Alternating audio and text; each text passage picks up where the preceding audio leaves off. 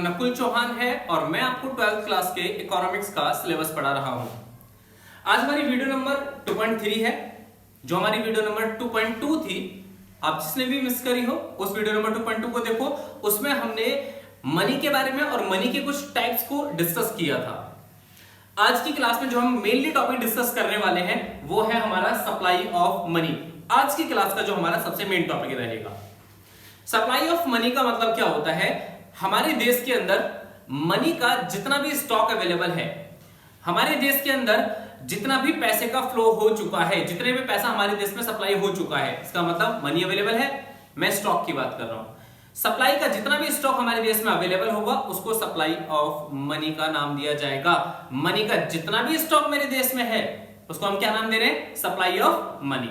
इसका मतलब supply of money एक स्टॉक कंसेप्ट है। हमने स्टार्टिंग चैप्टर में पढ़ा था, स्टॉक एक ऐसी चीज है जिसको तुम किसी पॉइंट ऑफ टाइम पर मेजर कर सकते हो। इसलिए सबसे पहले क्या बन जाता है, supply of money is a stock concept. Money supply जो है हमारे लिए कैसा कंसेप्ट बनता है, एक स्टॉक कंसेप्ट बनता है। It refers to the total stock of money held by the people of country at a point of time. किसी भी पॉइंट ऑफ टाइम पर हमारी कंट्री के अंदर जितना भी पैसा किसके पास होता है, held by the peoples. Peoples का मतलब क्या है कि लोगों के पास जितना भी पैसा अवेलेबल है, हमारी कंट्री में जो भी पैसा ये अवेलेबल होगा, इसको नाम दिया जाएगा सप्लाई ऑफ मनी का। क्लियर है। सप्लाई ऑफ मनी जब हम कैलकुलेट करते हैं तो इस सप्लाई में दो चीजों को इंक्लूड नहीं किया जाता। ये चीज आपको याद रखनी होगी। किस किस चीज को, इट डज नॉट इंक्लूड, इसमें क्या इंक्लूड नहीं होता, stock of money held by the government. जो मैं अंडरलाइन कर रहा हूं ये बहुत इंपॉर्टेंट नाम से इनको ध्यान रखना। जब भी हम अपनी कंट्री में मनी का स्टॉक पता करते हैं तो उसमें दो चीजें इंक्लूड नहीं होंगी। एक तो वो जो मनी किसके पास अवेलेबल है, गवर्नमेंट के पास, गवर्नमेंट जो पैसा अपने पास रखती है उसको इंक्लूड नहीं करा जाएगा। दूसरा, stock of money held by the banking system of country. हमारी कंट्री का जो भी बैंकिंग सिस्टम है, उस बैंकिंग सिस्टम ने जो स्टॉक रखा है अपने पास, उसको भी इंक्लूड नहीं करा जाएगा। रीजन, ये पब्लिक का पैसा है और पब्लिक के पैसे को हम पहले ही इंक्लूड कर लेते हैं। अगर इसको इंक्लूड करेंगे डबल वैल्यूएशन होगी। तो हम क्या करते हैं, गवर्नमेंट वाले पैसे को और दूसरा जो हमारी कंट्री के बैंकिंग सिस्टम के पास है, इसको इग्नोर कर देते हैं। क्लियर है।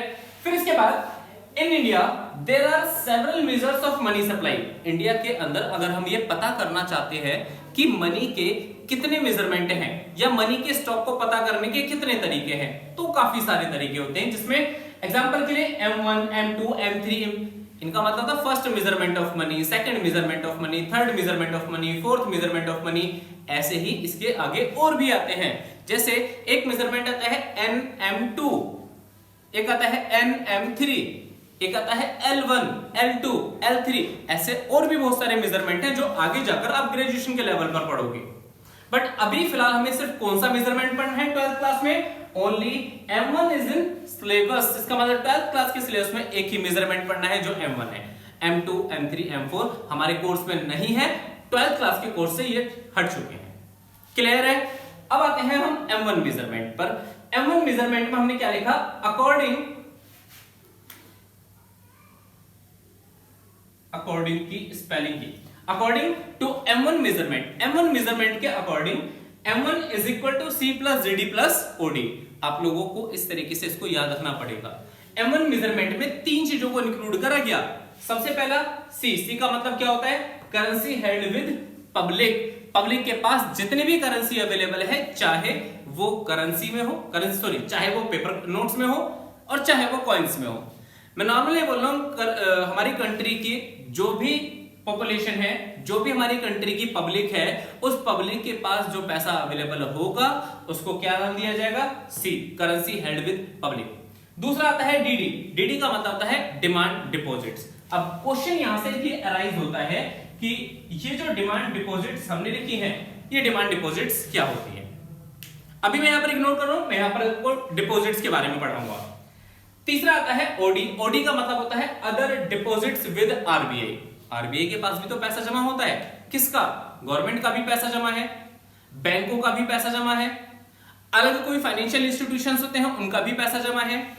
नाबार्ड ने अपनी डिपॉजिट्स आरबीआई के पास डिपॉजिट करी होती हैं, इंटरनेशनल बैंक्स का या फॉरेन किसी इंस्टीट्यूशन का पैसा जमा होता है। मैं ये सारे पैसे की अगर बात करूं तो ये सारा का सारा किसके पास है? अदर डिपॉजिट्स है आरबीआई।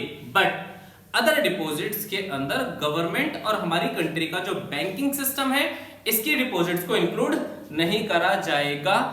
ये ध्यान रखना, आरबीआई के पास नाबार्ड की डिपॉजिट्स आएंगी, आरबीआई के पास इंटरनेशनल जो फाइनेंशियल इंस्टीट्यूशंस हैं इनकी डिपॉजिट्स आएंगी, आरबीआई के पास अदर कोई भी फाइनेंशियल इंस्टीट्यूशन है उसकी कोई डिपॉजिट्स आ सकती हैं, बट जो बैंक और गवर्नमेंट की डिपॉजिट्स हैं इसको इंक्लूड नहीं करा जाएगा, इग्नोर करना है। हमारे पास ये M1 मेजरमेंट होता है और एक्चुअल में ये M1 मेजरमेंट को ही कंपोनेंट्स ऑफ मनी सप्लाई। अगर तुमसे कभी ये पूछा जाए कि M1 मेजरमेंट को एक्सप्लेन करना है तो इसको एक्सप्लेन कर देना, बट अगर कहा जाए कि मनी के कंपोनेंट, मुद्रा के घटक कितने होते हैं, मनी के कंपोनेंट्स कितने होते हैं, तो भी तुम्हें ये 3 कंपोनेंट एक्सप्लेन करने हैं, C plus DD plus OD। Clear है? चलो अब आते हैं हम मेन टर्म्स पर। यहां पर हमने लिखा था DD। DD का मतलब होता है डिमांड डिपॉजिट्स, जिसको हम नाम देते हैं मांग जमाई। देखो, जो बैंकों में हम अपना पैसा जमा करते हैं, डिपॉजिट करते हैं, उसको 2 पार्ट्स में क्लासिफाई कराया जाता है।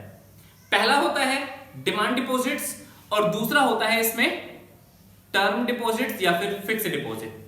डिमांड डिपॉजिट्स जो है वो होती हैं हमारी मांग जमाई, बट जो फिक्स डिपॉजिट होती हैं ये होती हैं हमारी सावधि जमाई, ये इसको टर्म डिपॉजिट कहा गया है। डिमांड डिपॉजिट और टर्म डिपॉजिट में क्या डिफरेंस है?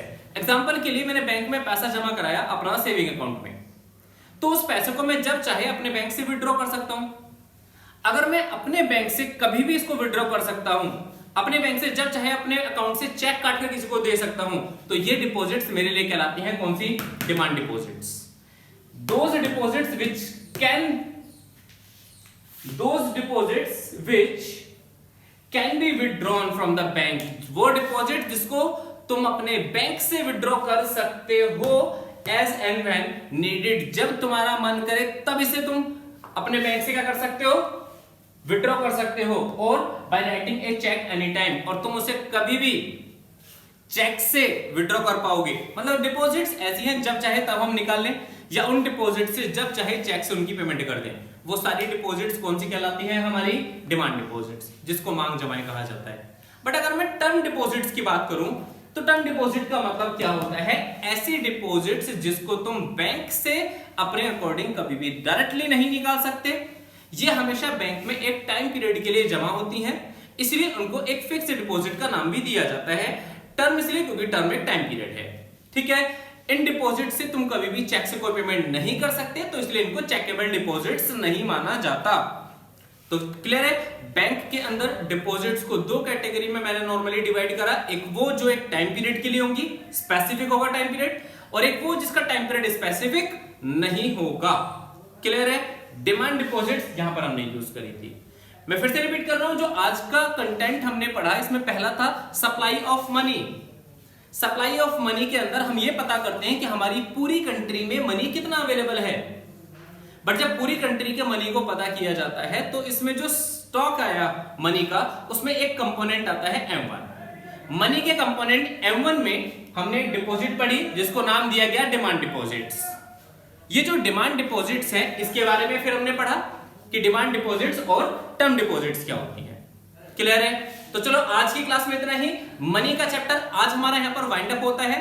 नेक्स्ट क्लास में हम अपने बैंकिंग चैप्टर से स्टार्ट करेंगे। ठीक है, तो अगर आपको ये वीडियो अच्छी लगी हो तो लाइक कीजिए, हमारी वीडियोस को सब्सक्राइब शेयर कीजिए और चैनल को ज्यादा से ज्यादा सब्सक्राइब कीजिए। That's all for today.